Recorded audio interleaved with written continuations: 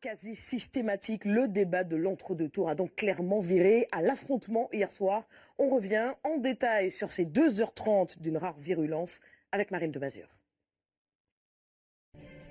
En position de challenger, distancée dans les sondages, Marine Le Pen n'avait pas d'autre choix que celui de l'offensive.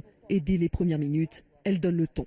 Monsieur Macron est le candidat de la mondialisation sauvage, de l'ubérisation, de la précarité, de la brutalité sociale, de la guerre de tous contre tous. On a vu les choix que vous avez faits dans ce second tour et qui révèlent peut-être la froideur du banquier d'affaires que vous n'avez probablement jamais cessé d'être. Écoutez, vous avez démontré que vous n'êtes en tout cas pas la candidate de l'esprit de finesse. Prémisse d'un débat houleux où le dialogue paraît impossible et les positions irréconciliables, notamment en matière économique. Vous proposez des augmentations d'aides ou des baisses d'impôts que vous ne financez pas. Vous avez dit des cadeaux. Je dis, Madame Le Pen, que votre projet est un projet caché.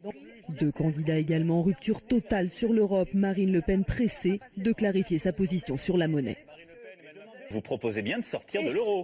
Non, je veux renégocier pour que l'euro, on s'en libère et on le transforme en monnaie commune. Une grande entreprise, elle ne pourra pas payer en euros d'un côté et payer ses salariés de l'autre en France. C'est n'importe quoi, Madame Le Pen. Et le ton monte encore d'un cran sur le terrorisme. Marine Le Pen accusant Emmanuel Macron de complaisance et prônant entre autres la fermeture des frontières.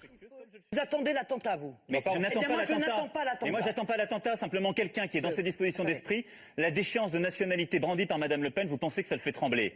Il faut aller beaucoup plus au cœur, beaucoup plus au fond, être beaucoup plus concret. Une joute sans merci qui laisse place aujourd'hui au terrain avec des déplacements prévus pour les deux candidats. 2h30 donc, un débat houleux, mais alors en coulisses, pendant et après ce duel, que s'est-il passé? Maryse Burgot nous le relate. Ce soir, on démonte déjà ce plateau qui aurait donc été le symbole d'un débat très intense, voire parfois agressif. D'ailleurs, à la fin de ce débat, Marine Le Pen et Emmanuel Macron n'ont échangé qu'une petite poignée de main furtive.